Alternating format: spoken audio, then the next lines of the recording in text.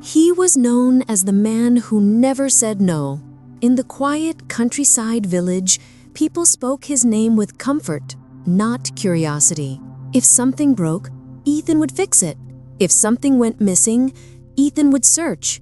If someone was hungry, Ethan would share whatever he had left. To the village, he looked steady, reliable, complete, but no one noticed how tired his eyes had become, or how often his smile arrived a second too late.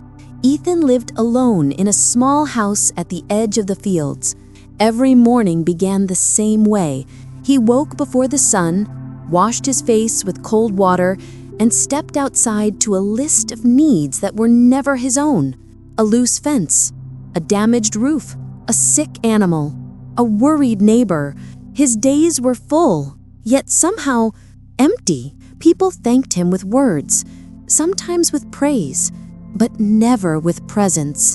And Ethan learned to accept that quietly. His own house told a different story. The roof leaked during the rains.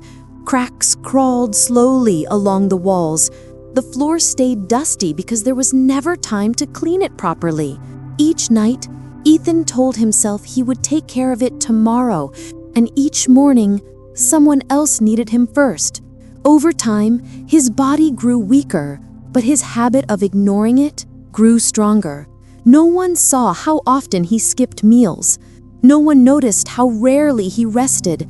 When the village slept, Ethan lay awake, staring at the ceiling, listening to the sound of his own breathing, wondering why helping everyone still felt so lonely. One evening, as the sky dimmed into gray, a neighbor's ox slipped into a deep pit near the fields. Panic spread quickly. Someone ran for Ethan. He arrived without hesitation. He pulled and pushed with tired arms, his breath uneven, his heart racing faster than it should. The ox was saved. Voices cheered, hands clapped his back. And then, as the crowd drifted away, Ethan walked home alone. Halfway down the path, the world tilted. His legs weakened.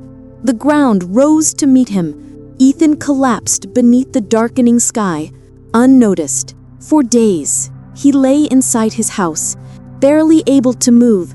The air was still. The silence pressed against him. He waited for footsteps, a knock, a voice calling his name. He told himself someone would come soon. They always came to him, but no one did. Everyone assumed Ethan was busy, as always, solving someone else's problem. As weakness settled deeper into his body, a quiet truth surfaced in his mind. He had given his care freely, endlessly, but never taught anyone how to care for him. Tears slid down the side of his face, not loud or dramatic, just tired. "I was there for everyone," he whispered to the empty room, "but I am alone now." On the third morning, a traveling monk named Samuel passed through the village. He noticed the open door, the still figure inside. Samuel knelt beside Ethan, offering water and silence before words. After a moment, he spoke gently. "Why do you suffer alone?" Ethan managed a weak smile. "Because I was always strong for others." Samuel nodded slowly. "Strength without care becomes disappearance. You cannot keep lighting other lamps while your own flame fades." Those words stayed. They did not rush, they settled. For the first time, Ethan understood that neglecting himself was not humility, it was abandonment. Recovery was slow, painful, honest. When Ethan stood again, he made a quiet decision.